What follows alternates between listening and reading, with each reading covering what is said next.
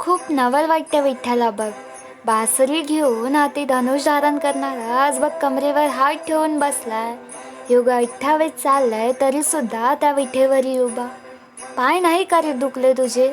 बस रे बाबा, आता थकला असशील ना, किती त्रास करून घेशील. येत आहे बघ तुझा भक्त, वारी चालून येत आहे. तुझ्या भेटीसाठी बघ ऊन पाऊस सोसत येत आहे.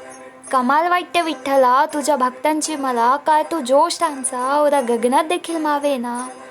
घरदार शेती सारी कामे सोडून येतात फक्त आणि फक्त तुझ्या एका भेटीला. पण तू तरी कमी आहेस का? भक्तांचे वाईट बघत 28 युगे उभा आहेस. घरदार सारी कामे त्यांचे तू सांभाळून घेतो. ते तुझ्या नावाचे तुळशी गळ्यात घालतात आणि तू चंदनाच्या लेपेवर भक्तांच्या पायाखालची माती मस्तकी लावतो. तुझा भक्त त्रास करून येतोय म्हणून तू सुद्धा त्रास करून घेतो. या भक्तांच्या आणि देवाच्या प्रेमेला बघ व्याख्याच उरली नाही देवा.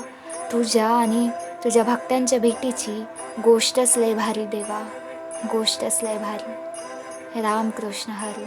जय जय रामकृष्ण हरी.